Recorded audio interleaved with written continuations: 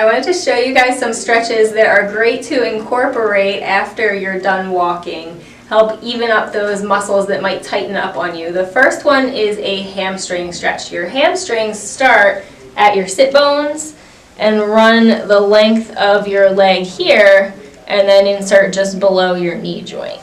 So what you want to do when you're stretching your hamstrings to get the full benefit of the stretch is make sure you're keeping your knee straight. One way to stretch your hamstrings is to elevate your foot on a low step. I'm going to keep my knee nice and straight, and then keeping my back flat, I'm just hinging at my waist, and then I can feel that stretch in the back of my thigh. When I hold this, I'm going to hold for at least 20 seconds, and I'm going to do 3 repetitions, and then I'm going to switch and make sure I get my other leg as well. The next stretch is a calf stretch. We actually have 2 different calf muscles. So the first one I'm going to show you really isolates out your larger calf muscle. So what I'm going to do is come into kind of a lunge position here. I'm going to stretch out my back leg and just slowly lean into the wall. The first muscle that I'm stretching is called your gastrocnemius, and that starts at your heel bone, attaches to your Achilles tendon, and comes all the way up and actually crosses your knee joint. And that's why I'm keeping my knee nice and straight as I'm stretching it out, so I really get the benefit of the full stretch for that muscle.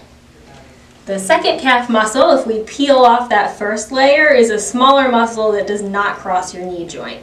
It sits underneath in that deeper layer. It's called your soleus. So for that one, I'm going to come into my lunge position again, but my feet are going to be a little bit closer together, and I'm going to slightly bend my knee and then lean into the stretch. And by bending my knee, I'm isolating out the soleus, which is that deeper, smaller muscle. The last stretch I want to show you guys is called a hip flexor stretch, and that's going to get your psoas, which is the muscle that sits in the front of the hip here. So what I'm going to do is I'm going to lay down, and you can do this on your bed or your couch, and I'm going to tuck my pelvis under and take out that extra arch in my back, and that just helps protect my back. You can see that my opposite leg is bent, which also helps protect my back.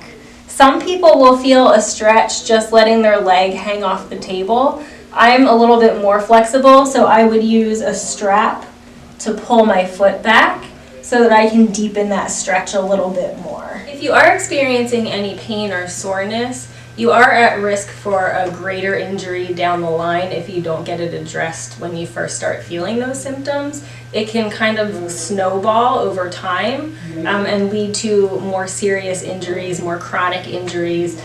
So we would like to help you prevent that. So if you are having any soreness after you're walking, there might be some specific muscles that are tightening up on you, and we can put together a specific targeted strengthening and stretching program to help you balance out those muscle imbalances.